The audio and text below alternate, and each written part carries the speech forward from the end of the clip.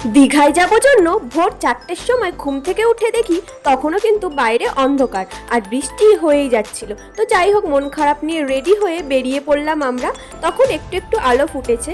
এতে কিন্তু আমি ঘুমাতে ঘুমাতেই গেছিলাম আর ওদেরকে বলে দিয়েছিলাম দক্ষিণেশ্বর আসলে কিন্তু আমাকে ডেকে দিতে, কারণ আমি মন্দিরটা দেখবো। তারপর কোলাঘাটের পর একটা জায়গায় দাঁড়িয়ে কিন্তু আমরা চা খেয়ে নিলাম। আর দেখতেই পাচ্ছ আমরা কিন্তু দীঘা প্রায় চলে এসেছি। আমাদের হোটেল আগে থেকেই বুক করা ছিল। তারপরে রুমে গিয়ে একটু ফ্রেশ হয়ে সকালের জন্য খাবার অর্ডার করে দিলাম।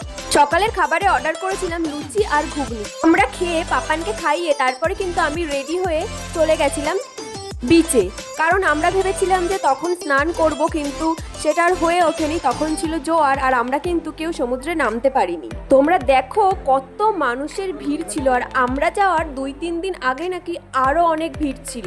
তো আমি যাওয়ার পরেও ভিড়টা কিন্তু কম দেখিনি। তারপরে কিছুটা সময় ওখানে বসে তারপরে কিন্তু আমরা আবার হোটেলে ফিরে এসেছিলাম, কারণ স্নান করতে হবে। বিশ্রাম নিয়ে খেয়ে তারপরে বিকেলে আমরা বেরোবো। তো টাটা।